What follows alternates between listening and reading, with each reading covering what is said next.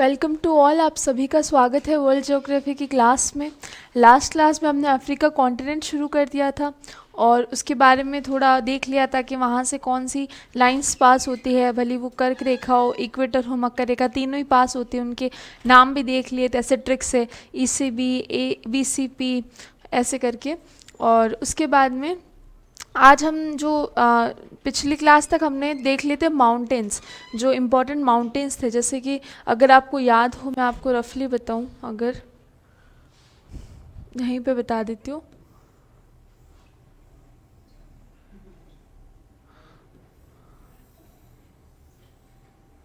जैसे Africa continent का map था और इसमें हमने देखा था यहाँ पे एक माउंटेन पड़ता है, माउंट असल, ठीक है, सॉरी एटलस, एटलस माउंटेन यहाँ देखा था। फिर यहाँ देखा था लोमा माउंटेन, यहाँ था ड्रैकेंसबर्ग माउंटेन, याद आ रहा है आपको ड्रैकेंसबर्ग माउंटेन। यहाँ पे किलीमंजारो था, यहाँ केनिया माउंटेन था और यहाँ पे रोवेंजोरी माउंटेन था। इन सब के बारे में देखा था। रोवेंजोरी ब्लॉक माउंटेन था, बाकी यंगफुल माउंटेन थे। ये दोनों पीक थी और बाकी के बारे में ऐसे डिटेल में देख लिया था कि कौन सी चीज़ में क्या इन डेप्थ में अगर अपन कहे वैसे। तो ये बताया था। इससे पहले आपको कल छोटी मतलब थोड़ी सी उसमें बस ये बताया था कि यहाँ से इक्वेटर पास होता है, यहाँ से अपने इक्वेटर, यहाँ से ट्रॉपिक ऑफ कैंसर, यहाँ से मतलब कर्क रेखा यहाँ से, और ट्रॉपिक ऑफ कैप्रिकॉर्न यहाँ से पास होती है। और कौन कौन से देश से पास होती है वो भी आपको बता ही दिया था। आई होप आप सब रिवीजन कर रहे होंगे। तो अब चलिए नेक्स्ट शुरू करते हैं कि आज हम क्या पढ़ेंगे अफ्रीका कॉन्टिनेंट में। देखो, आज हम पढ़ेंगे अफ्रीका कॉन्टिनेंट में एक तो ये जो सेंट्रल प्लेन्स है अफ्रीका कॉन्टिनेंट के वो, और एक पढ़ेंगे प्लेटो के बारे में, ठीक है, और फिर डेजर्ट भी देख लेंगे लास्ट में। तो शुरुआत करते हैं यहाँ से, प्लेटो से पढ़ना शुरू करते हैं, ठीक है।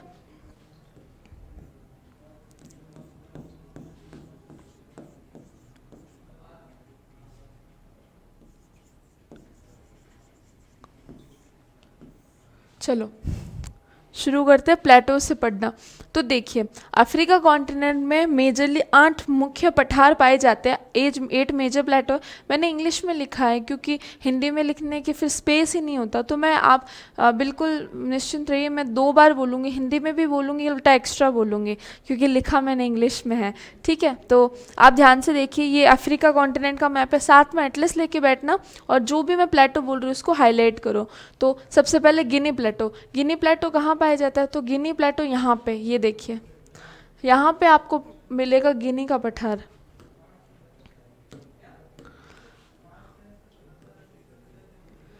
आपको यहाँ गिनी प्लेटो के नाम से एक दिखेगा, ठीक है। आप थोड़ा सा इसके राइट साइड में आओगे तो आपको दिखेगा जोस का पठार, ठीक है।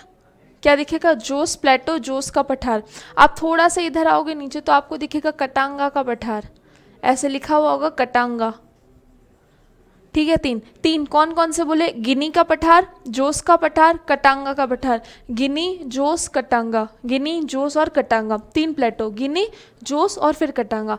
फिर आप थोड़ा इधर आओगे लेफ्ट में तो यहाँ आपको दिखेगा बी का पठार, बी प्लेटो, इसका नाम है ऐसा, बी पठार, बी प्लेटो।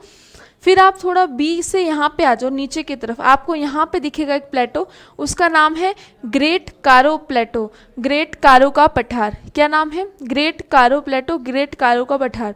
उसके बाद में ये आता है ईस्ट अफ्रीकन प्लेटो। अब आपको नाम से पता चल रहा है ये अफ्रीका के ईस्ट में पड़ता है, यहाँ पे पड़ता है, इसलिए इसका नाम क्या दे रखा है?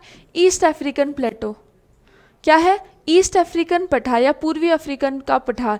उसके बाद में लास्ट है इथोपियन हाईलैंड, यानी इथोपियन उच्च भूमि, वो पड़ता है अपने इस एरिया में। क्या पड़ता है? इसका नाम क्या? Ethiopian highland. मैं एक बार वापस बोलती हूँ आपको, देखो यहाँ पे है अपने गिनी का पठार, गिनी प्लेटो। उसके थोड़ा सा राइट जाओगे तो आपको दिखेगा जोस का पठार, थोड़ा नीचे आओगे तो दिखेगा कटांगा का पठार, इधर आओगे बी का पठार, नीचे सबसे नीचे ग्रेट कारो का पठार, थोड़ा ऊपर इधर जाओगे तो दिखेगा आपने ईस्ट अफ्रीकन प्लेटो या ईस्ट अफ्रीका का पठार, और ऊपर आओगे तो इथोपियन हाईलैंड, इथोपियन उच्च भूमि। तो ये टोटल 8 अपने देख लिए, 3 3 6 7, 7 ही हुए ना, 8वां कौन सा नहीं बना है? 5 6 7। अच्छा, मैंने ये मार्किंग ही गलत की है, 5 आना चाहिए, फिर 6 और फिर 7। मैं भी सोचूं यार 7 हो रहे तो 8 कैसे बोल रही हूँ मैं, ठीक है।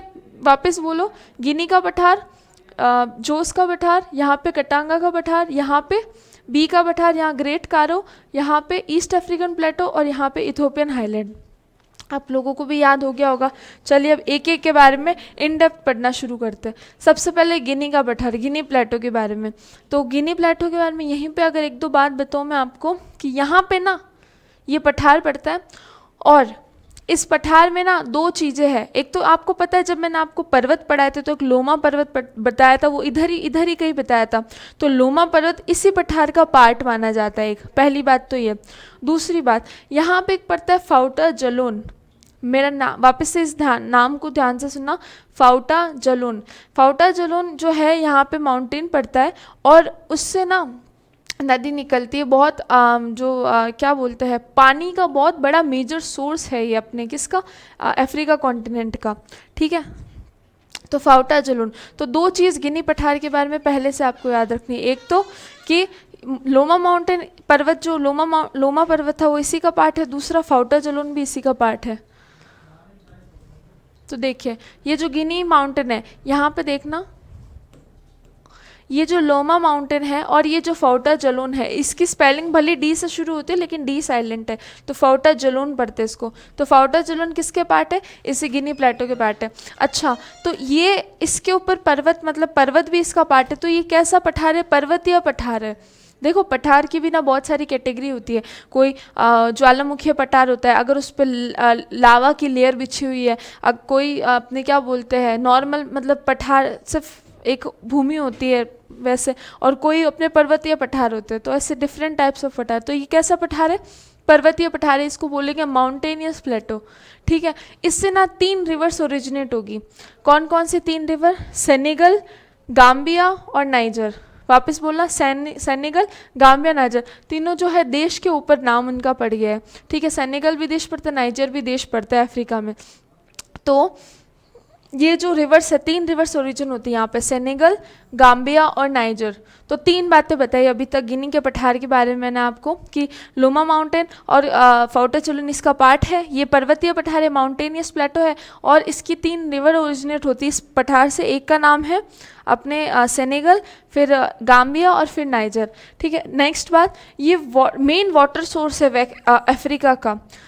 क्या, गिनी का पठार। मैंने आपको बता दिया क्योंकि फाउटा जलोन इसी का पार्ट है। और मैं अभी आपको फ़ोटो बताऊंगी। फाउटा जलोन से पानी, मतलब बहुत ऐसे, जब पानी बहुत ज़्यादा मात्रा में निकलता है ना तो ऐसे वाइट कलर का दिखने लग जाता है। मैं बताऊँ आपको एक फ़ोटो में, एक सेकेंड रुको।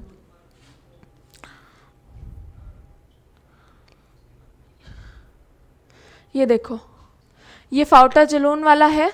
ठीक है, ये फाउटा जलोन जगह है और यहाँ से पानी गिर रहा है। तो ये आपको कैसे एकदम वाइट वाइट सा दिख रहा है, कितना सुंदर सिनेरियो है। ये क्या करता है, 2 चीज़ें, एक तो मेन वाटर सोर्स है पूरे वेस्टर्न अफ्रीका का, और दूसरा इसको अगर आप दूर से देखोगे ना तो बहुत सुंदर लगता है। तो इसको एक उपाधि, एक उपमा दी जाती है। इसको बोलते हैं कि ये तो स्विट्ज़रलैंड है अफ्रीका का। क्या बोलते हैं, स्विट्ज़रलैंड बोलते हैं। अगर आपको मैं एग्जैक्ट लोकेशन बताऊं मैं इसकी, तो ये देखो, ये अपने लोमा माउंटेन था, ये गिनी है, ये गिनी देश है, और यहाँ पड़ता है गिनी का पठार। ठीक है, ये पड़ता है गिनी का पठार। इसका पार्ट एक तो फाउटा जलोन और एक इसका पार्ट है लोमा माउंटेन। ठीक है, वैसे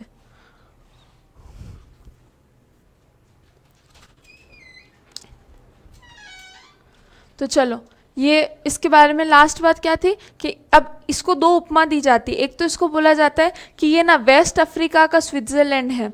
स्विट्ज़रलैंड क्यों बोला है, क्योंकि एक तो बहुत सुंदर दिख रहा है दूर से भी, और एक इसको बोला जाता है वेस्ट अफ्रीका का वाटर टावर है। वाटर टावर की एक उपमा दी गई क्योंकि पानी बहुत ज़्यादा प्रोवाइड कराता है। तो आपको ये चीज़ समझ आ गई अच्छे से कि गिनी पठार माउंटेनियस प्लेटो है, रिवर 3 निकलती है, सेनेगल, गाम्बिया, नाइजर, लोमा माउंटेन, फाउटा जलोन इसका पार्ट है, मेन वाटर सोर्स है अफ्रीका का, और इसको 2 उपमा दी जाती है, एक तो वेस्ट अफ्रीका का स्विट्ज़रलैंड और एक वेस्ट अफ्रीका का वाटर टावर। चलो नेक्स्ट पे चलते हैं। नेक्स्ट है जोस का पठार और कटांगा का पठार। इनके बारे में मतलब 2-3 बातें, ये ज़्यादा नहीं है। जोस के पठार में 4 बातें याद रखनी है, ऐसे 4 बार बोलना तुम, नाइजर, नाइजीरिया, अबूजा और टिन, नाइजर, नाइजीरिया, अबूजा और tin, niger, Nigeria, Abuja, tin. अब ये है क्या, तो ये जोस का पठार नाइजर में भी फैला हुआ है, नाइजीरिया में भी फैला हुआ है। ये दोनों क्या है, ये दोनों देश है। कहाँ के देश है, अफ्रीका के देश है।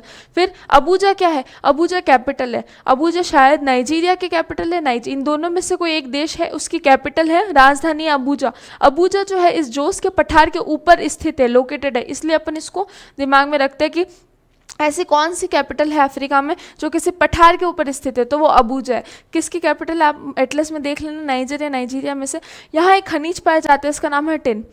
क्या नाम है, टिन। तो 4 बातें, niger, Nigeria, Abuja, tin. Niger, Nigeria तो देश है जिसमें पठार फैला हुआ है, अबूजा कोई कैपिटल है जो उसके ऊपर लोकेटेड है, और यहाँ पे एक खनिज पाया जाता है जिसका नाम है अपने टिन। ठीक है, बस इतना था जोस के पठार के बारे में।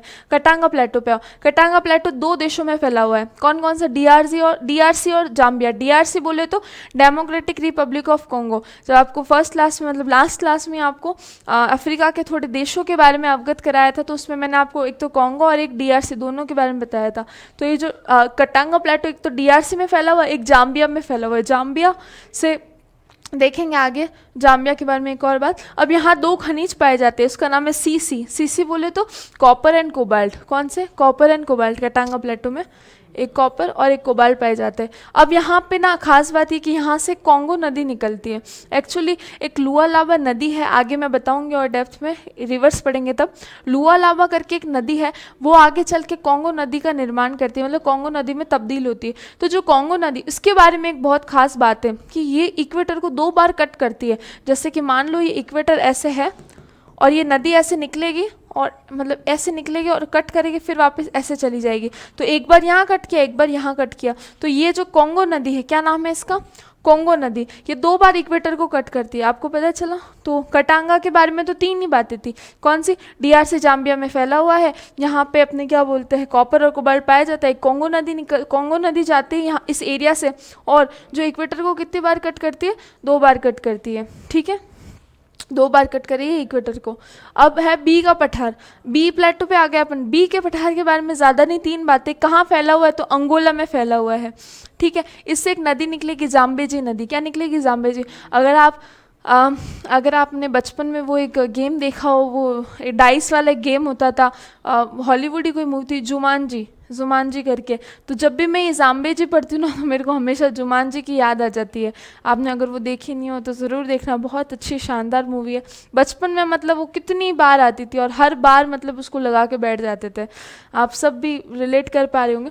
चलो, जाम्बेजी रिवर। ठीक है, जाम्बेजी नदी यहाँ से ओरिजिन होती है। यहाँ पे एक मिनरल पाया जाता है, उसका नाम है बॉक्साइट। क्या नाम है, बॉक्साइट यहाँ पे पाया जाता है। अभ्रक बोलते हैं इसको हिंदी में।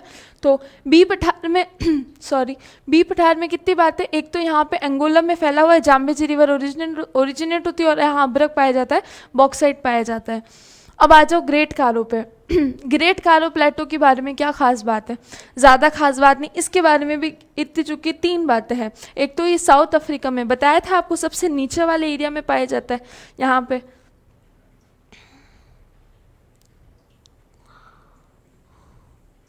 ये अफ्रीका कॉन्टिनेंट है, तो यहाँ पे पाया जाएगा ग्रेट कारो, और यहाँ पे पाएगा बी का पठार। तो बी का पठार तो देख लिया, 3 बातें, एंगोला, जाम्बेजी रिवर और बॉक्साइट। और यहाँ पे पाएगा ग्रेट कारो। ग्रेट कारो में 3 बातें क्या, एक तो साउथ अफ्रीका में, यहाँ साउथ अफ्रीका ही पड़ता है नीचे, तो साउथ अफ्रीका में फैला हुआ है। ये वॉल्केनिक माउंटेन नहीं लिखना था, प्लेटो लिखना था। ये वॉल्केनिक प्लेटो है, मतलब क्या है इसका, कि ज्वालामुखी पठार है, मतलब यहाँ पे लावा की लेयर पाई जाती है इस पठार के ऊपर, इसलिए इसको ये नाम दिया गया। ये मतलब क्या लिखा है मैंने, प्रीशियस प्लेटो है। अच्छा, यहाँ जो ग्रेट कारो प्लेटो है ना, यहाँ पे साउथ अफ्रीका में, और आपको पता है यहाँ पे प्रीशियस जो स्टोन्स होते हैं, जो मेटल होते हैं, वो पाए जाते हैं। जैसे गोल्ड बहुत अच्छा पाया जाता है, डायमंड, प्लेटिनम, ये सारे यहाँ से मिलते हैं अपन को। प्रीशियस मतलब बहुत ज़्यादा बेशकीमती जो चीज़ें हैं वो इस पठार से मिलती है, इसलिए इसको प्रीशियस प्लेटो भी कहते हैं। तो ग्रेट कारो भी हो गया आपने। अच्छा, ग्राफ में आप ये बता दो, यहाँ पे गिनी का पठार पढ़ लिया, यहाँ पे अपने जोस का पठार पढ़ लिया, कटांगा का पठार पढ़ लिया। ये अपने कौन सा हो गया, ये बी का पठार, और ये ग्रेट कारो का पठार। अब कौन सा बचता है, ईस्ट अफ्रीकन वाला और ये इथोपियन वाला। ठीक है, ईस्ट अफ्रीकन वाले पे आओ।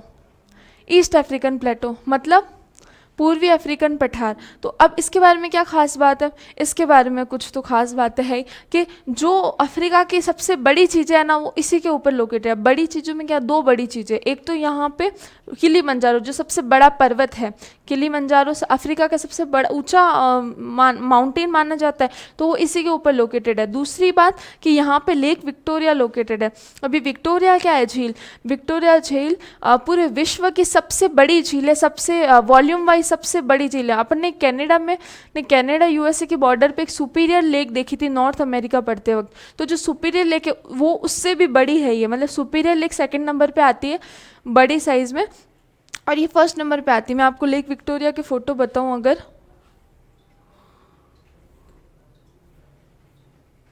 ये देखो कहाँ गया,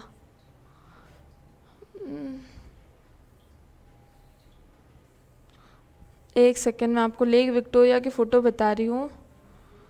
लेक विक्टोरिया कहाँ हो तुम, ये रहे, ये लेक विक्टोरिया, ये देखो ये लेक विक्टोरिया है। थोड़ा जूम इन नहीं होता क्या,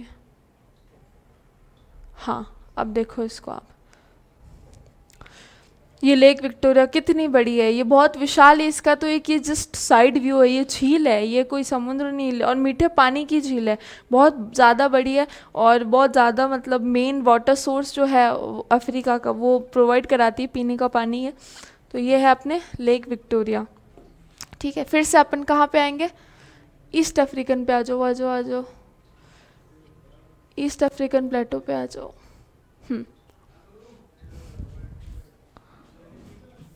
देखो ईस्ट अफ्रीकन प्लेटो के बारे में कुछ बातें, कि तो खुद में सबसे बड़ा पठार है, लार्जेस्ट प्लेटो माना जाता है। माउंट किलिमंजारो और लेक विक्टोरिया दोनों इसी के ऊपर लोकेटेड है। तीसरी बात, यहाँ पे मसाई ट्राइब पाई जाती है, एक जनजाति पाई जाती है जिसका नाम है मसाई। अब कौन होती है वो तो मैं एक ना मसाई ट्राइब की फ़ोटो लेके आई हूँ आपको बताने के लिए कि ये ट्राइब कैसी होती है। ये देखो, ये है मसाई ट्राइब। आप मैंने ना एक ख़ास बात नोटिस की इनके बारे में, भले हम कितना ही आधुनिक क्यों ना चले जाए, कितना ही मतलब डेवलपमेंट क्यों ना कर, लेकिन जो कुछ कुछ जनजातियाँ होती है ना, वो उनको बस अपने ही वेशभूषा, अपने ही कल्चर में रहना बहुत पसंद होता है। अब आप देखो कि ये जो ट्राइब है, ये तो चलो ठीक है, फिर भी और भी ट्राइब तो और ज़्यादा ही अपने अलग वेशभूषा और उनमें रहते, कुछ तो वेशभूषा ही नहीं धारण करती है। तो ये जो ट्राइब है, इसके जो मैंने जब उसकी ज्वेलरी देखी, मतलब जो गले में नाक में पहन रहे, तो मैं तो देख के एक बार चौंक गया। आप एक बार सर्च करना, ये पता नहीं क्या क्या पहनते हैं यहाँ से। एक अपन तो मांग टीका, मतलब अपन मतलब लड़कियाँ अगर कभी शादी में मांग वांग टीका लगाए तो वो टीका होता है, यहाँ से नथनी ले पहन ले। ये तो यहाँ से एक नथनी पहनेंगे, यहाँ से दूसरी नथनी पहनेंगे, ऊपर टीका लंबा चढ़ाएंगे जो यहाँ तक आएगा, मतलब बहुत अलग इनका फैशन होता है। और ये पता नहीं एक शील्ड लेके खड़े हैं, तो बहुत डिफरेंट टाइप्स है। खैर बहुत रिस्पेक्ट है, ऐसा नहीं है इनके प्रति, मुझे भी अपना अपना कल्चर प्रिजर्व करना किसको नहीं पसंद आता। चलो, तो मसाई ट्राइब के बारे में भी, मसाई ट्राइब को आपको दर्शन करा दिए, ये मसाई ट्राइब पाई जाती है। अब यहाँ पे टी प्लांटेशन होता है, चाय की रोपण कृषि की जाती है। टी रोपण कृषि मतलब समझ गए आप, टी का बहुत ज़्यादा उत्पादन होता है, क्योंकि देखो ये कहाँ पे ईस्ट अफ्रीकन प्लेटो है, माउंट किलिमंजारो इसका पार्ट है, और माउंट किलिमंजारो के ऊपर ही क्या पड़ता है, माउंट केन्या। और केन्या जब पढ़ा रही थी आपको माउंटेन, तो बताया था कि सबसे ज़्यादा जो अच्छी चाय मिलती है ना पूरे विश्व में, वो केन्या में मिलती है। ठीक है, और बताया भी था एक किस्सा भी आपको मेरे भाई का। तो ये जो माउंट केन्या है वहाँ पे चाय, और यहाँ पे भी टी प्लांटेशन काफ़ी अच्छा खासा होता है, तो चाय की रोपण कृषि यहाँ पे की जाती है। तो ईस्ट अफ्रीकन प्लेटो के बारे में 4-5 बातें। पहला, लार्जेस्ट प्लेटो है। दूसरा, माउंट क्या नाम है इसका, किलिमंजारो इसका पार्ट है। लेक विक्टोरिया इसका पार्ट है। यहाँ पे मसाई ट्राइब पाई जाती है, यहाँ मसाई ट्राइब पाई जाती है, और यहाँ पे टी प्लांटेशन होता है। बस इतनी ही बातें थी। ठीक है, चलो अब अपन नेक्स्ट प्लेटो के ऊपर चलते हैं, वो है अपने इधर आ जाओ, इथोपियन हाईलैंड। ठीक है, इथोपियन हाईलैंड के बारे में क्या खास बात कि इथोपियन हाईलैंड को एक और नाम से जाना जाता है। वो नाम क्या है? अबेसिनियन हाईलैंड, अबेसिनियन प्लेटो, अबेसिनियन का पठार। ये देखिए, आपको पता है ये सवाल ना आ चुका है, लिटरली आ चुका है, मेरे को पता नहीं कौन सा एग्जाम में, लेकिन आया हुआ है, झूठ नहीं बोल रही। तो अबेसिनियन पठार मैच करवाने में आया था। तो ये इथोपियन हाईलैंड का दूसरा नाम है अबेसिनियन पठार। यहाँ पे एक सलाइन लेक भी मिलेगी, एक फ्रेश वाटर लेक भी मिलेगी। जो सलाइन लेक मिलेगी ना, उसका नाम देखो, सलाइन में एस आ रहा है तो उसका नाम में भी एस आएगा, मतलब असल झील। असल झील है यहाँ पे, जो खारे पानी की झील है। और यहाँ फ्रेश वाटर की झील है, उसका नाम है लेक ताना। क्या नाम है? लेक ताना। ठीक है, ताना झील। तो दो बातें कि यहाँ पे सलाइन झील भी मिल रही है, यहाँ पे फ्रेश वाटर झील भी मिल रही है। सलाइन जो लेक है उसका नाम है असल, और जो फ्रेश वाटर की लेक है उसका नाम है लेक ताना। अच्छा, लेक ताना। अच्छा, इससे पहले एक बात और देख लो कि यहाँ पे ना हॉट एंड ड्राई कंडीशन पाई जाती है इथोपियन हाईलैंड में, मतलब शुष्क और क्या बोलते हैं इसको, गर्म परिस्थितियाँ पाई जाती है यहाँ पे इथोपियन हाईलैंड में। ये बात है। बाकी में इम्पॉर्टेंट बात ये है कि जो लेक ताना है, जो मीठे पानी की झील है, वहाँ से एक नदी का उद्गम होता है। उस नदी का नाम है अपने ये ब्लू नाइल रिवर, ब्लू नील नदी। ठीक है, आपको पता है नील नदी है ना दुनिया की सबसे लंबी नदी है। नील नदी दो नदी से मिलके बनती है, एक तो ब्लू नील नदी और एक वाइट नील नदी।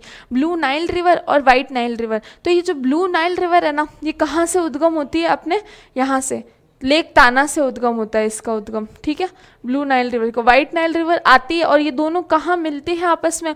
खार्तून में मिलती है। खार्तून क्या है? खार्तून एक जगह का नाम है जो सूडान देश में पड़ता है। एटलस में सूडान देश को देखिए और वहाँ पे खार्तून जगह दिखेगी। क्या दिखेगी? खार्तून। वहाँ पे जाके दोनों नदियाँ मिल जाती है, ब्लू और वाइट नाइल, और किस में तब्दील हो जाती है? नील नदी में बन जाती है। तो बस यही बातें थी कि इथोपियन हाईलैंड को अबिसिनियन प्लेटो कहते हैं। यहाँ पे खारे पानी की झील असल और मीठे पानी की झील लेक ताना मिलती है। यहाँ शुष्क और गर्म परिस्थितियाँ पाई जाती है, हॉट एंड ड्राई कंडीशंस होती है। यहाँ लेक ताना जो होती है उससे ओरिजिन होता है ब्लू नील रिवर का, ब्लू नील नदी का, और वो आगे जाके वाइट नील नदी से मिलती है। कहाँ मिलती है? खार्तून में मिलती है। खार्तून कहाँ है? सूडान में। और आगे जाके किस में तब्दील होती है? नील नदी में। अब मैं आपको एक बार लेक ताना और लेक असल की फ़ोटो बताना चाहूँगी। ये देखो, ये है अपने ये लेक ताना, ये मीठे पानी की झील है अफ्रीका कॉन्टिनेंट में। ठीक है, और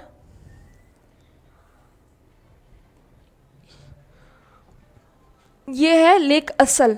असल झील है ये, खारे पानी की झील है। नमक आपको दिख ही रहा होगा, वाइट वाइट।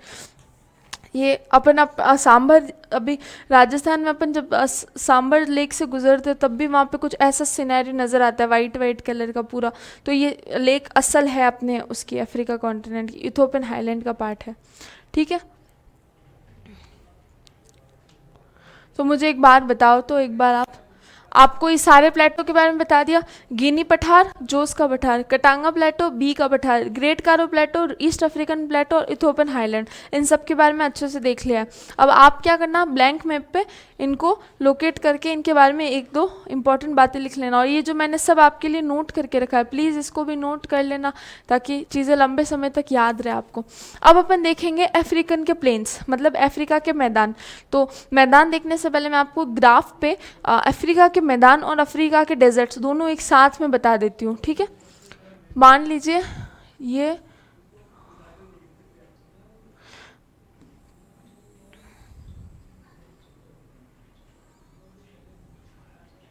मान लीजिए एक बार के लिए कि ये जो है अफ्रीका का मैप है।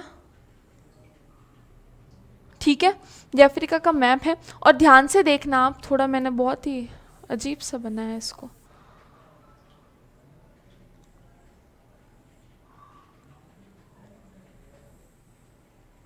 अब ठीक है, अब देखिए ये जो मैप है, ये देखिए यहाँ पे है ना,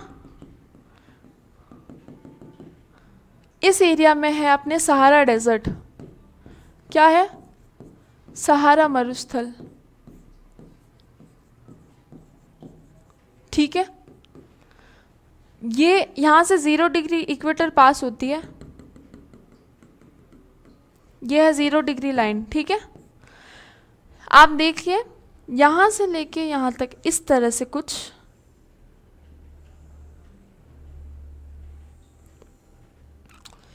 ये आपको जो दिख रहा है पार्ट,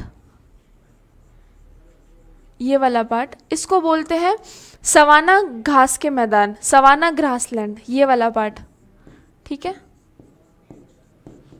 सवाना घास के मैदान, ठीक है। उसके बाद में ये बीच में जो एरिया पड़ रहा है इक्वेटर के ऊपर और नीचे, इसको बोलते हैं अपन रेन फॉरेस्ट रीजन, वर्षावन क्षेत्र, ठीक है। कहाँ लिखूँ मैं इसको, यहाँ लिख देती हूँ, इसको कहते हैं वर्षा वन क्षेत्र, इंग्लिश में क्या लिखेंगे, रेन फॉरेस्ट रीजन, ठीक है। ये सारा डेजर्ट है, ये जो मैंने बनाया इसे बोलते हैं अपन सवाना घास के मैदान, ये है रेन फॉरेस्ट रीजन। यहाँ पे एक डेजर्ट पड़ेगा, इसका नाम है कालाहारी डेजर्ट, क्या नाम है, कालाहारी मरुस्थल।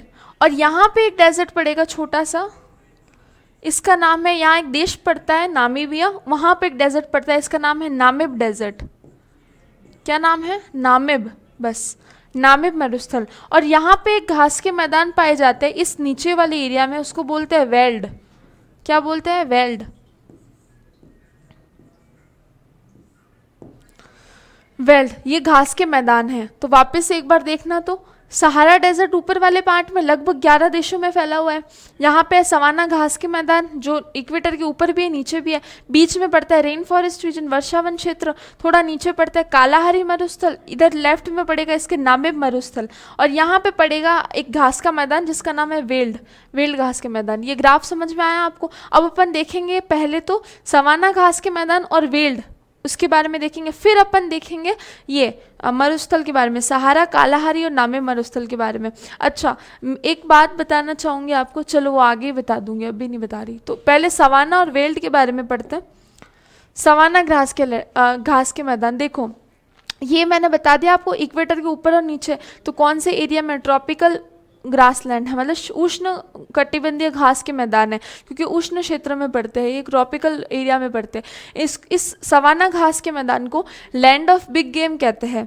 अब आप कहोगे लैंड ऑफ बिग गेम का मतलब क्या है, देखो ये पहले ना, ये बहुत पहले से मैदान है, तो ये मतलब मैदान मतलब घास, यहाँ पे घास बहुत ज़्यादा उगी हुई, तो यहाँ पे ना बहुत बड़ा जंगल टाइप सा था, और यहाँ लोग जानवर रहते थे, सॉरी।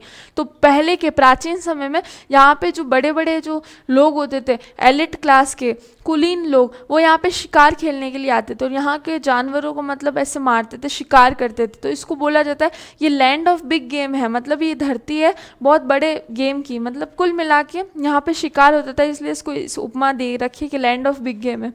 तीसरी बात, यहाँ पे समर और विंटर सीजन है ना बराबर मात्रा में बनते हैं। अब इसका मतलब क्या, बराबर मात्रा में बनते हैं, देखो अपने ऐसा होता है कि जब अपने गर्मियाँ होती है तो दिन जो होता है वो लंबा होता है, रात जो होती है छोटी होती है। ऐसा ही होता है गर्मियों में, या मैं उल्टा तो नहीं बोल रही, मेरे हिसाब से ऐसे ही होता है कि गर्मियों में दिन लंबा होता है, रात छोटी होती है, सर्दियों में रात लंबी होती है, दिन छोटा होता है, ऐसा कुछ हिसाब किताब चलता है। लेकिन इस वाले एरिया में चाहे कुछ भी हो, दिन सेम रहेगा, रात सेम रहेगी, समर विंटर दोनों टाइम में 12 घंटे का दिन है तो 12 घंटे की रात रहेगी, फिक्स है ये, क्योंकि इक्वेटर वाले रीजन में पड़ता है, ट्रॉपिकल रीजन में, इस वजह से पहली बात। दूसरा, यहाँ रेनफॉल होती है कितनी, 75 से 100 सेंटीमीटर के बीच में। तब देखो रेनफॉल कम है तभी तो घास बनी, अगर रेनफॉल 100 से ज़्यादा होती, 150 200 होती, तो यहाँ पे वन नहीं उग जाते बहुत सारे। रेनफॉल 75 से 100 है, लिमिटेड है, मीडियम रेनफॉल है, तभी यहाँ पे बहुत सारी घास उगी हुई है। यहाँ पे एक घास पाई जाती है जिसका नाम है एलिफेंटा घास। ये बहुत न्यूट्रिशियस होती है, बहुत पोषणकारी घास होती है, एलिफेंटा घास। पता है मेरी हाइट से भी लंबी है वो घास, मैं आपको फोटो बताऊँ अगर इसकी, एलिफेंटा घास की।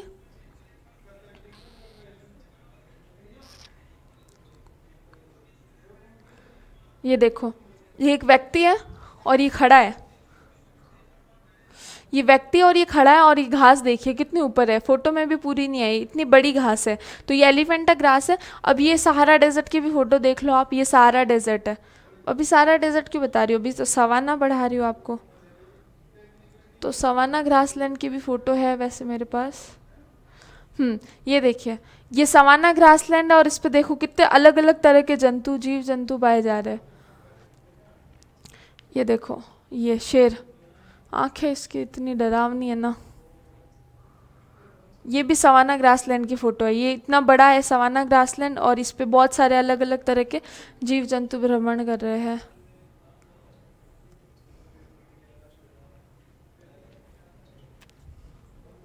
तो सवाना ग्रासलैंड, क्या बात कर रहे थे अपन, घास की बात कर रहे थे कि यहाँ पे बहुत न्यूट्रिशियस घास पाई जाती है, इसका नाम है एलिफेंटा। ठीक है, याद रखना एलिफेंटा। अच्छा, अपन ने अभी पंपास ग्रासलैंड पढ़े थे साउथ अमेरिका में, पंपास घास के मैदान। तो वहाँ पे एक घास पाई जाती थी उस ग्रासलैंड में, बहुत न्यूट्रिशियस थी, उसका नाम था एल्फा एल्फा। याद आया आपको कुछ? Alpha alpha. तो यहाँ पे जो घास पाई जाती है उसका नाम है एलिफेंटा ग्रास। यहाँ पे बहुत बड़े बड़े जानवर मिलते हैं, जैसे कि जिराफ ले लो आप, टाइगर ले लो, एलिफेंट ले लो, मतलब बहुत बड़े, क्योंकि इतनी बड़ी घास है। तो टाइगर तो नहीं खा हालांकि, बट जिराफ और एलिफेंट तो घास खाते हैं।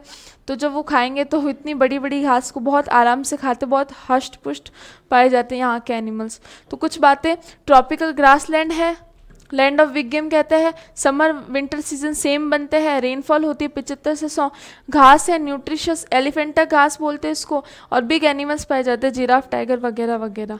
अब पढ़ेंगे वेल्ड घास के मैदान। वेल्ड जो कहाँ पे वेल्ड पाए गए थे हमारे, ये जो अफ्रीका था इसके नीचे वाली साइड में, साउथ अफ्रीका वाले पार्ट में वेल्ड घास के मैदान पाए जाते हैं। तो अब इतना नीचे पाए जा रहे हैं तो ट्रॉपिकल तो होंगे नहीं, टेम्परेट होंगे, क्योंकि टेम्परेट जोन में आ रहे हैं। उष्ण तो होंगे नहीं, शीतोष्ण घास के मैदान होंगे। तो सबसे पहली बात तो यही है कि टेम्परेट ग्रासलैंड है, शीतोष्ण घास के मैदान है। दूसरा, यहाँ पे ना मक्के का उत्पादन बहुत अच्छी मात्रा में होता है। ठीक है, यहाँ मक्का ट्रायंगल भी बनता है, एक ऐसा भी जगह है। तो मेज कल्टीवेशन बहुत प्रचुर मात्रा में होता है यहाँ पे। अच्छा, तीसरी बात, यहाँ पे एक रिवर है जो बहुत ज़्यादा इम्पॉर्टेंट है, वॉल रिवर। क्या नाम है इसका? Wall, VALL, wall river. ये ना एक सहायक नदी है। किसकी सहायक नदी है? तो ऑरेंज नदी बहती है यहाँ पे सबसे नीचे साउथ अफ्रीका में, ऑरेंज नदी, उसकी सहायक नदी है वॉल रिवर। ठीक है, तो वॉल रिवर किसकी सहायक नदी? ऑरेंज नदी की। ऑरेंज नदी कहाँ बहती है? अपने नीचे साउथ अफ्रीका वाले पार्ट में। नेक्स्ट बात, यहाँ पे एग्रीकल्चर और एनिमल हस्बेंड्री दोनों होता है, मतलब यहाँ कृषि भी होती है, यहाँ पशुपालन भी होता है। यहाँ की एक शिप बहुत फेमस है अपने ऊन के लिए, उसका नाम क्या है? Merino ship. क्या नाम है? मरीनो भेड़। ये ना बहुत ज़्यादा फेमस है। इसके जो ऊन जो उसके वो निकालते हैं, उसके जो क्या कहते हैं उनको, रेशे जो बॉडी से, तो वो बहुत अच्छी मतलब क्वालिटी की होती है, बहुत ज़्यादा उससे ठंड लगने से बचाती है वो। तो मेरिनो भेड़ यहाँ की फेमस है। तो वेल्ड के बारे में बस इतनी बातें थी कि टेम्परेट ग्रासलैंड है, मेज कल्टीवेशन होता है, वॉल रिवर है जो सहायक नदी है किसकी? ऑरेंज की, एग्रीकल्चर एनिमल हस्बेंड्री होता है, मेरिनो शिप यहाँ पे पाई जाती है। नेक्स्ट बात, चलो तो ये अपने कंप्लीट हो गया। क्या कंप्लीट हो गया? सवाना ग्रासलैंड, बेल्ट के घास के मैदान। अब एक चीज़ और बताना चाहूँगी मैं आपको। ये देखिए, मान लीजिए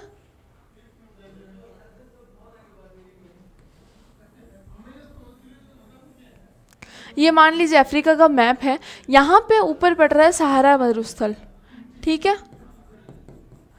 मान लीजिए ये पड़ रहा है सहारा मरुस्थल, यहाँ से शुरू हो रहा है अपने सवाना ग्रासलैंड, ऐसे सवाना। तो ये घास के मैदान है, ये मरुस्थल है। तो बीच में जो इसके क्षेत्र पाया जाता है ना, एक ट्रांजिशन जोन बनता है जिसको बोलते हैं साहेल। क्या बोलते हैं? साहेल। ये साहेल क्या है? ये साहेल एक ऐसा क्षेत्र है जो सहारा मरुस्थल और सवाना ग्रासलैंड को आपस में जोड़ने का काम करता है। इस क्षेत्र में कहीं कहीं मरुस्थल मिट्टी ज़्यादा दिख जाएगी, और कहीं कहीं आपको थोड़े घास के मैदान, घास उगी हुई दिख जाएगी। तो ट्रांजिशन जोन है, क्योंकि अपन मरुस्थल से मैदान में आ रहे, घास के मैदान में। तो बीच वाला जो रीजन है ना, इसको साहेल रीजन बोलते हैं। ये ट्रांजिशन जोन है किसके बीच में? सारा डेजर्ट और सवाना ग्रासलैंड के बीच में। अब आपको पता है ये क्योंकि ट्रांजिशन जोन है तो ये एरिया बहुत बैकवर्ड है, मतलब यहाँ डेवलपमेंट न के बराबर है। और यहाँ पे जो मेन कहते हैं ना, जो एक आतंकवादी संगठन है बोको हरम, वो बहुत ज़्यादा पनप रहा है इस एरिया में, और बहुत ज़्यादा आतंकवादी घटनाएं देखी जाती, क्योंकि इतना डेवलप नहीं एरिया, जिसकी ज़मीन में कहीं मरुस्थल भी दिख रहा है, कहीं घास के मैदान भी है। तो दोनों में प्रॉब्लम है ना, वो डेवलपमेंट बहुत कम हुआ हुआ है। तो बस मैंने ये चीज़ें लिखी थी इधर। कि साहिल रीजन, साहिल क्षेत्र क्या होता है, एक ट्रांजिशन जोन है किसके बीच का, सहारा डेजर्ट और सवाना ग्रासलैंड का। ये बहुत बैकवर्ड रीजन है, बहुत ही पिछड़ा हुआ क्षेत्र है। बस इतनी ही बातें थी इसके बारे में। अब अपन आएंगे डेजर्ट्स के बारे में। डेजर्ट मैंने आपको मैप में बता ही दिया था, एक बार मैप वापस ले आऊँ तो आपको अच्छे से याद आ जाएगा। ये देखो, एक तो डेजर्ट ये पाया जाएगा सहारा मरुस्थल यहाँ पे, एक मरुस्थल यहाँ पाया जाएगा कालाहारी, और एक पाया जाएगा यहाँ पे नामिब डेजर्ट। ये इधर, एक इधर, और एक ये वाला पार्ट। ठीक है, तो सबसे पहले अपन सहारा डेजर्ट को ही पढ़ेंगे। सहारा डेजर्ट के बारे में। अच्छा, सहारा डेजर्ट दुनिया का सबसे बड़ा डेजर्ट है, दुनिया का सबसे ज़्यादा हॉट डेजर्ट है। और कितना बड़ा है इसका अनुमान आप ऐसे लगा सकते हैं कि 11 देशों में फैला हुआ है, लगभग 11 देशों में फैला हुआ। अब इसके नाम कैसे याद करेंगे, अभी याद कराती हूँ आपको नाम, बस मेरे साथ साथ बोलना ज़रा। Mali, Mauritania, Morocco. Mali, Mauritania, Morocco. Mali, Mauritania, Morocco. देखो, माली, मॉरिटेनिया, मोरक्को, ये मेटल की स्पेलिंग दिख रही है, METAL। तो Mali, Mauritania, Morocco. Egypt, Tunisia, Algeria, Libya. Egypt, Tunisia, Algeria, Libya. Egypt, Tunisia, Algeria, Libya. वापस से बोलो देखे, Mali, Mauritania, Morocco, Egypt, Tunisia, Algeria, Libya. याद हो गए? चलो अब इस तरफ आओ। Chad, Niger, Sudan, Western Sahara. Chad, Niger, Sudan, Western Sahara. Chad, Niger, Sudan, Western Sahara. वापस से बोलो, वहाँ से शुरुआत करो। Mali, Mauritania, Morocco, Egypt, Tunisia, Algeria, Libya. Chad, Niger, Sudan, Western Sahara. याद हो गया आप लोगों को? चलो लास्ट टाइम वापस से एक बार, once more. Mali, Mauritania, Morocco, Egypt, Tunisia, Algeria, Libya. Chad, Niger, Sudan, Western Sahara. ये 11 देश हैं जिनमें लगभग ये पूरा वेस्टर्न सहारा, जो सहारा डेजर्ट है वो फैला हुआ है। ठीक है, अब सहारा डेजर्ट के बारे में कुछ खास बात देख लो कि सहारा डेजर्ट बना कैसे। तो 3 कारण देते सहारा डेजर्ट के बनने में। कौन कौन से 3 कारण? पहला ऐसे बोलते हैं कि एटलस माउंटेन के रेन शैडो रीजन में आता है। ये देखो, मैं आपको सिर्फ ऊपर वाला मैप बना के बता रही हूँ, ठीक है, जो भी नीचे जैसे भी आप इसको छोड़ दो। ये देखो, ये जो है ना ऊपर वाला, यहाँ पे पड़ता है एटलस माउंटेन, और इसके पीछे पड़ रहा है सहारा मरुस्थल। मतलब बोल रहे हैं कि इसके रेन शैडो रीजन में आ रहा है, इसलिए एक कारण ये भी होता है। दूसरा कारण होता है कि यहाँ पे एक समय पर STHP भी आ जाती है। अब ये STHP भी क्या होती है? STHP इसको बोलते हैं सब ट्रॉपिकल हाई प्रेशर बेल्ट। सब ट्रॉपिकल हाई, उच्च प्रेशर बेल्ट, उच्च ताप पेटी। ताप पेटी, उच्च ताप पेटी पीछे बोलते हैं। सब ट्रॉपिकल को क्या बोलते हैं वो पता याद नहीं आ रहा, तो सब ट्रॉपिकल उच्च ताप पेटी बोलते हैं इसको। वो आ जाती है यहाँ पे इस सहारा डेजर्ट वाले एरिया में। तो यहाँ पे बस इतना जान लो कि जहाँ पे STHP भी आएगी वहाँ पे प्रेशर बहुत ज़्यादा बढ़ जाएगा, गर्मी मतलब जो हीट है वो बहुत ज़्यादा होगी वहाँ पे। तो यहाँ पे एक कारण सहारा डेजर्ट के बनने का ये भी है। तीसरा कारण है यहाँ पे कैनरी करंट। यहाँ पे कहाँ पे कैनरी करंट पाई जाती है। ये कैनरी करंट क्या करती है? कैनरी जलधारा एक ठंडी जलधारा है, एक कोल्ड करंट है, जो क्या करती है, शुष्क परिस्थितियाँ पैदा करती है। अगर पास में अगर आपके यहाँ पे कोल्ड करंट है मरुस्थल के, और वहाँ पे क्या होगा, वाष्पोत्सर्जन, नीचे कोल्ड करंट है तो पूरा माहौल ठंडा ठंडा होगा, तो वाष्पोत्सर्जन नहीं हो पाएगा, वो नहीं हो पाएगा तो बरसात नहीं होगी, बरसात नहीं होगी तो मरुस्थल तो बनना ही है। तो ये एक रीज़न दिया जाता है कि कैनरी करंट की वजह से भी, कैनरी जलधारा जो ठंडी जलधारा है उसकी वजह से भी बना है। तो 3 कारण, एक तो STHP भी, एक कैनरी जलधारा, एक रेन शैडो रीजन में आता है एटलस माउंटेन के। दूसरा, ये हॉटेस्ट डेजर्ट है पूरे वर्ल्ड का, सबसे गर्म मरुस्थल है पूरे वर्ल्ड का, वो है ये रॉकी डेजर्ट है। अब रॉकी डेजर्ट क्या होता है? देखो, डेजर्ट 2 तरह के होते हैं, एक होता है रॉकी डेजर्ट, एक होता है सैंडी डेजर्ट। रॉकी डेजर्ट मतलब पथरीला मरुस्थल, सैंडी डेजर्ट मतलब मरुस्थल वाला मरुस्थल। कैसे मैं समझाती हूँ। मान लीजिए एक मरुस्थल है, आप उसको खोदना शुरू कर रहे हैं, आप जैसे उसको डिग कर रहे हैं, लेकिन थोड़ी सी ही डिस्टेंस पे आपको एक चट्टान का अनुभव होगा कि भाई तो चट्टान है, ऊपर इतनी सी हाइट पे मिट्टी है, बाकी नीचे चट्टान है। उसको बोलते हैं रॉकी मरुस्थल, मतलब पथरीला मरुस्थल है वो, कि बहुत कम मिट्टी है उसमें नीचे चट्टान आ जाएगी। और कुछ मरुस्थल ऐसे होते हैं जो आप खोदते जाओ खोदते जाओ खोदते जाओ, आपको इतना नीचे जाना पड़ेगा कि आप जा ही नहीं सकते और आपको चट्टान नहीं मिलती, सिर्फ मिट्टी ही मिट्टी मिलती है, उसको बोलते हैं सैंडी डेजर्ट। ठीक है, मरुस्थल ही मरुस्थल बोलते होंगे उसको, सैंडी डेजर्ट को। तो सैंडी डेजर्ट, तो अब है ना डेजर्ट को दो भागों में डिवाइड किया, अर्ग और हमादा। अर्ग और हमादा क्या होता है, अगर कोई भी एग्जाम्पल पथरीला डेजर्ट है तो उसको तो हम बोल देते हैं कि ये तो हमादा का एग्जाम्पल है। ठीक है, और अगर कोई भी मरुस्थल सैंडी है, मतलब मिट्टी वाला है, सैंडी डेजर्ट है, तो उसको हम बोल देंगे कि वो तो अर्ग का एग्जाम्पल है। किसका? अर्ग का। अभी आगे आएगा, आगे दोनों जो डेजर्ट पढ़ेंगे वो अर्ग के एग्जाम्पल है। तो ये रॉकी डेजर्ट क्या है, ये सहारा डेजर्ट कैसा डेजर्ट है, रॉकी डेजर्ट है। तो किसका एग्जाम्पल हो गया, हमादा का एग्जाम्पल हो गया, पथरीला मरुस्थल। यहाँ पे कौन सी मृदा पाई जाती है, इसमें सारा मरुस्थल में तो रेड सॉइल पाई जाती है। उसके बाद में यहाँ पे दो तरह की जनजाति रहती है, एक तो उसका नाम है तुआरेग, एक का नाम है बेदुइन।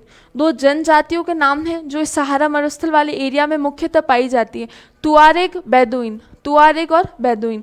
ठीक है, सारा मरुस्थल बस इतना ही पढ़ना था अपन को कि रेन शेडो रीजन में है इसलिए बनता है, या STHP भी आती है इसलिए भी बनता है, कैनेरी करंट का भी एक लॉजिक दिया जाता है। दूसरा, ये हॉट डेजर्ट है पूरे विश्व का, ये रॉकी डेजर्ट है मतलब पथरीला मरुस्थल है, इसलिए एग्जाम्पल किसका हो गया, हमादा का। यहाँ रेड सॉइल पाई जाती है और ये तुआरेग और बेदुइन करके एक ट्राइब होती है यहाँ पे। ठीक है, नेक्स्ट आओ कालाहारी डेजर्ट पे। कालाहारी डेजर्ट कहाँ पड़ता है, ये जो अफ्रीका का ये वाला पार्ट है यहाँ पे कालाहारी डेजर्ट पड़ेगा। ये कौन से देश में है, तो बोत्सवाना। बोत्सवाना देश दिखेगा आपको, मेनली बोत्सवाना में, थोड़ा बहुत उधर इस लेफ्ट साइड में भी पाया जाता है, बट बोत्सवाना में कैसा डेजर्ट है, हॉट डेजर्ट है, कोल्ड शीत गर्म मरुस्थल है। ये क्यों बनता है, तो ये सिर्फ एक ठंडी जलधारा पाई जाती है उसके कारण बनता है। कौन सी जलधारा, बेंगुला जलधारा। क्या नाम है इसका, बेंगुला ठंडी जलधारा, बेंगुला कोल्ड करंट, यहाँ आना चाहिए कोल्ड करंट।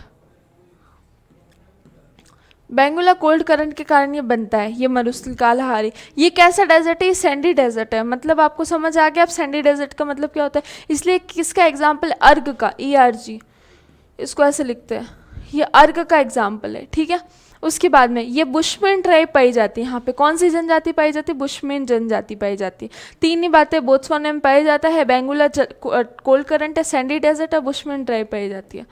फिर नामिब डेजर्ट क्या होता है, नामिब डेजर्ट मेनली कौन से देश में होगा, नामीबिया वाले डेजर्ट, नामीबिया वाली जगह में होगा। कैसा मरुस्थल है, हॉट डेजर्ट है, हॉट मरुस्थल है।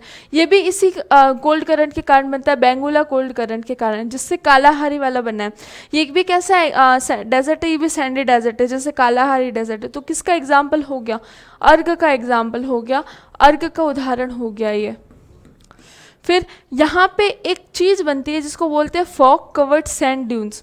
फॉग का मतलब यहाँ पे जो बालू के टीले होते हैं ना, उन पे फॉग छा जाती है, तो एक बहुत सुंदर दृश्य बनता है। तो इस वाले एरिया को, नामिब वाले जो डेजर्ट है, इस एरिया को यूनेस्को की वर्ल्ड हेरिटेज साइट में इंक्लूड किया जाता है।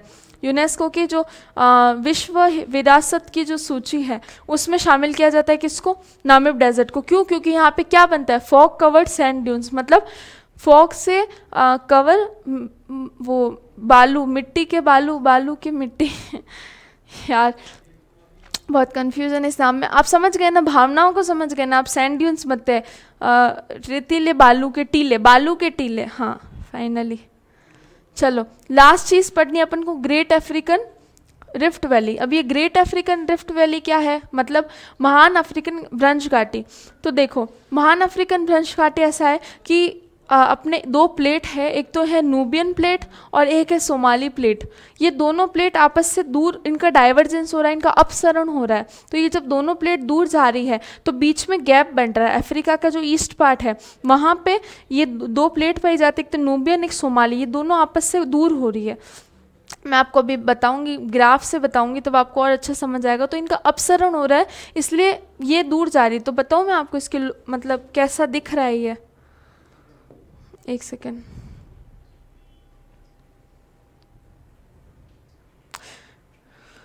ये देखो, यहाँ पे पड़ती है अपने सोमालियन प्लेट, ठीक है, ये वाली है नूबियन प्लेट। ये प्लेट दूर जा रही है, ये प्लेट इधर आ रही है, तो बीच में एक दरार बन रही है ऐसे कुछ इस तरह, ठीक है। ये दरार जो पड़ रही है ना, इसको बोलते हैं ग्रेट अफ्रीकन रिफ्ट वैली, महान अफ्रीकन भ्रंश घाटी। मैं आपको बताऊं, ये देखो आप एक सेकेंड,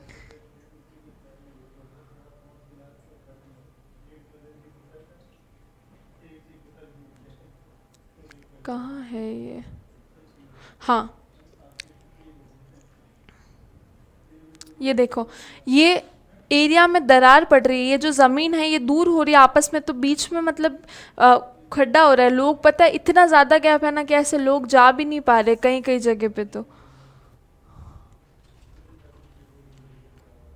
ये देखो, ये इस तरह दरार पड़ रही है बीच में, ये दूर होते जा रहे स्पेस। तो एक समय आएगा जब ये वाला जो अफ्रीका का पार्ट है, ये वाला जो अफ्रीका का पार्ट है ये वाले से पूरा अलग हो जाएगा आज से करोड़ों साल बाद। तब तो हम होंगे नहीं शायद यहाँ पे, शायद क्या पक्का, तो करोड़ों साल बाद में ये पार्ट पूरा अलग हो जाएगा, ये इधर ही रहेगा और ये अलग हो जाएगा। जैसे मेडागास्कर हुआ था काफ़ी टाइम पहले, जैसे भारत हुआ था। तो ग्रेट अफ्रीकन रिफ्ट वैली जो है वो कहाँ कहाँ से फैली हुई, तो आपको ग्राफ से तो समझा दिया मैंने, किसके अपसरण से बनी, न्यूबियन प्लेट और सोमाली प्लेट के अपसरण से बनी, डाइवर्जेंस से बनी। तो कहाँ से शुरू होती है, नॉर्थ सीरिया से शुरू होती है। सीरिया का जो ऊपरी पार्ट है वहाँ नॉर्थ सीरिया से शुरू होती है, कहाँ पे चलती है, डेड सी से लेके, रेड सी से लेके लास्ट में मोजाम्बिक पड़ता है। अफ्रीका में आप देखो नीचे मोजाम्बिक देश दिखेगा, मेडागास्कर दिखेगा, उसके लेफ्ट साइड में मोजाम्बिक देश दिखेगा आपको। तो ये नॉर्थ सीरिया से लेके रेड सी, फिर रेड सी और फिर मोजाम्बिक तक, यहाँ तक फैली हुई। इसका ये विस्तार बताया मैंने आपको। इसके जो ग्रेट अफ्रीकन रिफ्ट वैली है ना, इसके अंदर बहुत सारी लेक्स आती है, झीलें आती है। कौन कौन सी झीलें आती हैं, तो देखो तुर्काना झील इसका पार्ट है, एल्बर्ट झील इसका पार्ट है, एडवर्ड झील है, ये क्या नाम है इसका, रुकवा, RUKW है, रुकवा झील है, कीवू, न्यासा और टांग नाइका। ये सारे झील आपको एटलस में दिख जाएंगे, आप उनको हाईलाइट कर देना।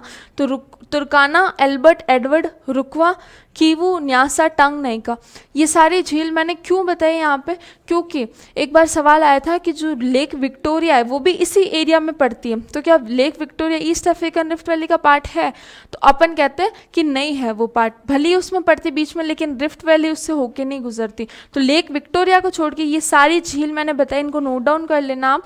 ये सारी झील किसका पार्ट मानी जाती है, ग्रेट अफ्रीकन रिफ्ट वैली का पार्ट मानी जाती है, महान अफ्रीकन भ्रंश घाटी का पार्ट मानी जाती है। नाम बोल दो एक बार वापस, तुर्काना, एल्बर्ट, एडवर्ड, रुकवा, कीवू, न्यासा और टांग नाइका, ठीक है। चलो, तो बस यही था आज की क्लास में, इतना।